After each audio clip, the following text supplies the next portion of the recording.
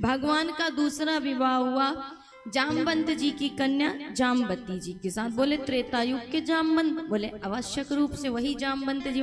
ये विवाह हुआ कैसे? बोले द्वारिका में एक राजा आए थे, राजा सत्यजीत। इनके पास एक मणि थी, सूर्य के ये उपासक थे, सूर्य देव की उपासना इन्होंने की। तब सूर्य देव ने प्रसन्न होकर के इन्हें मणि दी थी। मणि का नाम था श्यामंतक मणि। कहते हैं 10 घंटे यदि इसकी पूजा की जाए नित्य प्रति तो 8 भार ये सोना दिया करती थी। अब माना जाता है कि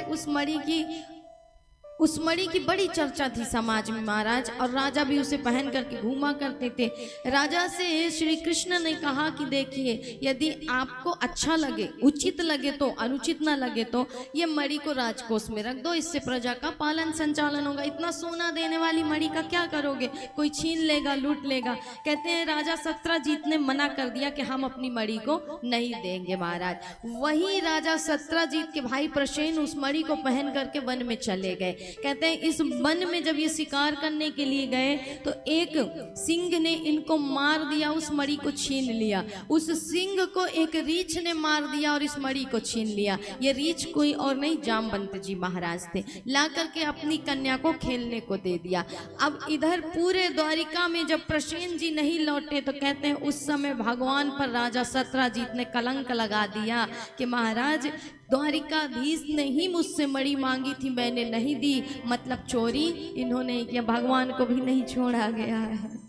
बताइए, माँ जानकी को नहीं छोड़ा गया, भगवान श्री कृष्ण को नहीं छोड़ा गया, हमें तुम्हें क्या छोड़ा जाएगा समाज में। इसलिए बदनामी हो ना, कलंक लगे तो घबराना नहीं, क्योंकि तू कौन है, तेरा नाम है क्या। सीता भी यहाँ बदनाम हुई महाराज। कुछ तो लोग कहेंगे, लोगों का काम है कहना।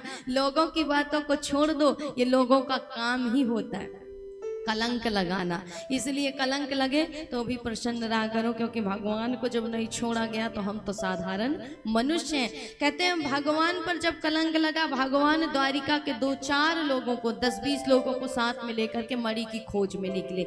जब वन में प्रभु गए तो प्रसेन जी मरे हुए पड़े थे और उनके गले में मणि नहीं थी। उस समय प्रसेन जी के मृतदेह के आसपास सिंह के पैरों के निशान थे। उनका पीछा करते करते भगवान गए तो सिंह भी मरा पड़ा था, उसके मृतदेह के पास रीछ के पैरों के निशान थे। भगवान उसके पीछे पीछे जब गए तो उसी गुफा में प्रवेश कर गए जहां जामवंत जी निवास करते थे। जामवती उस मणि से खेल रही थी। भगवान ने उसे लेने का प्रयास किया, जोर से चिल्लाने लगी, अपने पिता को पुकारने लगी। जामवंत जी दौड़े दौड़े आए और भगवान के साथ इनका कई दिनों तक युद्ध चला। कहते हैं जब जामवंत जी की नस नस ढीली हो गई तब कहा, प्रभु रहने दो, मैं जान गया कि तुम मेरे राम ही हो और तुम मुझे महाराज आज मेरा ही वो मांगा हुआ वरदान पूर्ण करने के लिए मेरे साथ युद्ध करने के लिए। क्योंकि जब राम रावण युद्ध हुआ था तो जामवंत जी उदास थे। भगवान ने पूछा था उदासी का कारण, तो इन्होंने बताया था कि हमारे हाथ की खुजली नहीं मिटी, हमारे समान कोई योद्धा नहीं मिला। एक रावण था, उसको भी आपने अपने हिस्से में ले लिया, मार डाला। अब आप ही बच्चे हो तो 2-2 हाथ कर लो। तब भगवान ने इनको मना कर दिया था कि अभी नहीं लड़ सकते। क्यों? क्योंकि लोग महाराज हमारी निंदा करेंगे, बुराई करेंगे। बोले भगवान भक्त के साथ लड़ा, इसलिए लड़ नहीं सकते हैं। तो बोले मेरी इच्छा क्या अधूरी रह जाएगी? बोले इस समय पूरी नहीं करेंगे, अगले युग में करेंगे। इसीलिए आज भगवान कृष्ण के रूप में अवतार लेकर के आए। जामवंत जी की इच्छा भी पूरी करनी थी उनको महाराज। इसीलिए जामवंत जी प्रसन्न हो गए और कहा, प्रभु अब रहने दो, मैं समझ गया तुम मेरे राम ही हो, लो इस मणि को भी लो और मुझे भी अब महाराज